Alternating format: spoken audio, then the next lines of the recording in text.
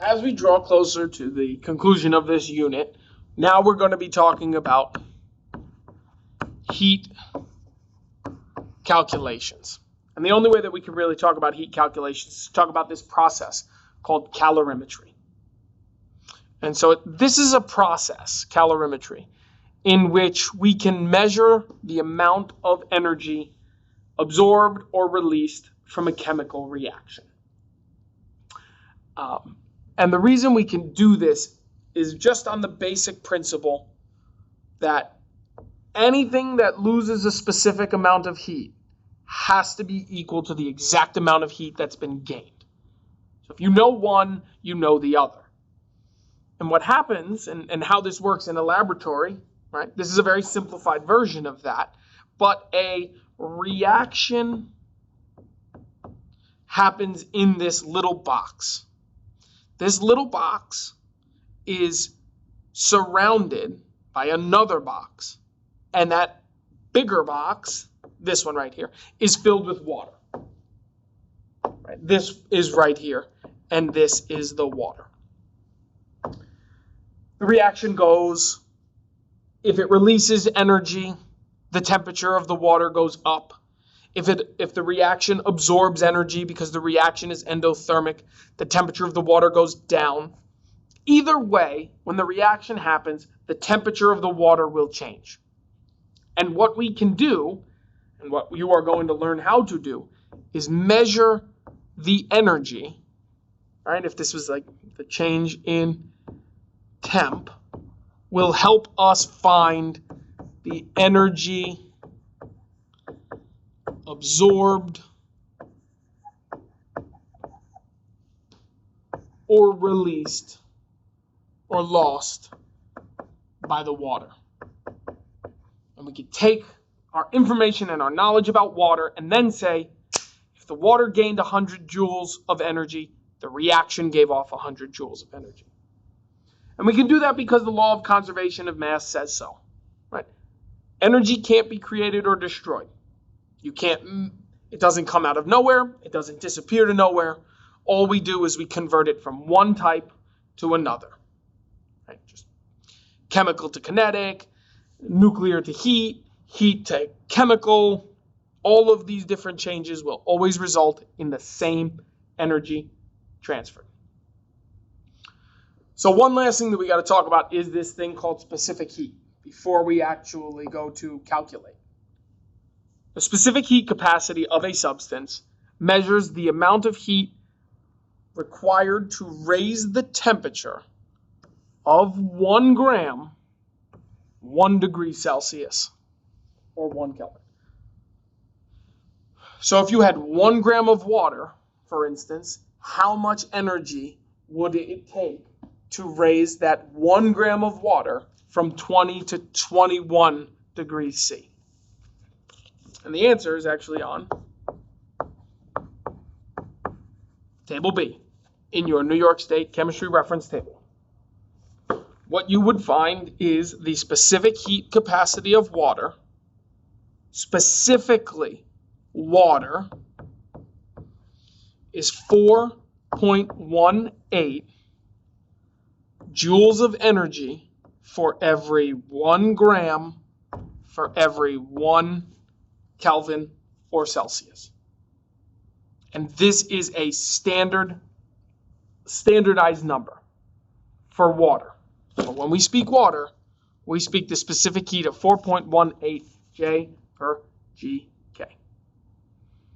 And this is important because water takes a lot of energy to heat up. Right? The water inside of a pot takes a really, really long time to heat up. But the pot itself heats up very quickly. And that's because metals have low specific heats. They don't require a lot of energy to raise the temperature. Water, on the other hand, does. So let's put this all together and let's actually do some math.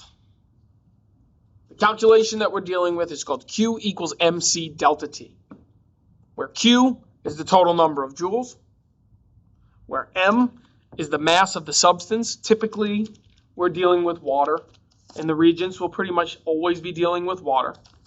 C we've discussed as the specific heat capacity.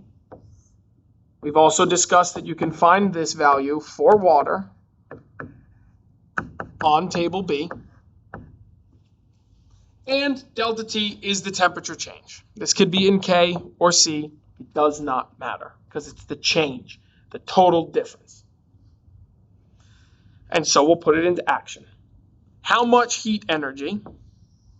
Heat energy is Q.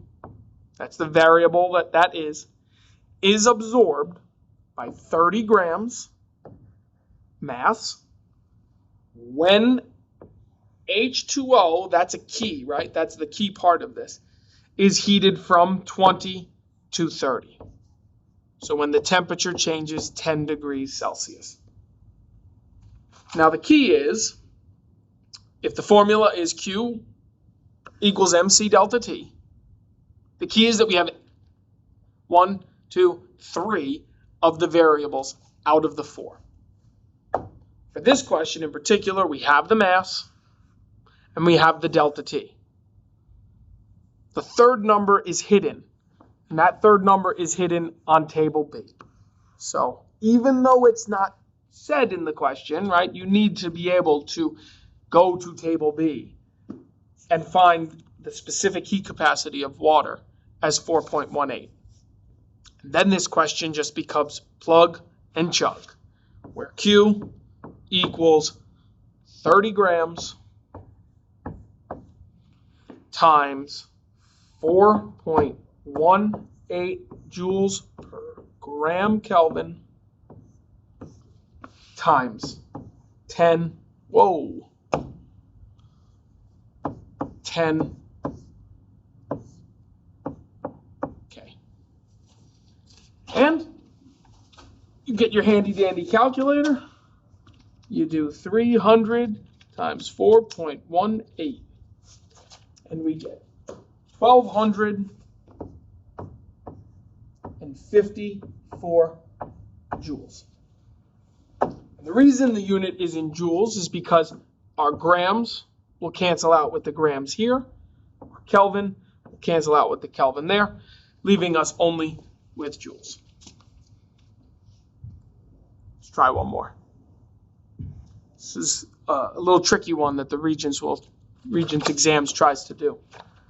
So same formula we're going to be using.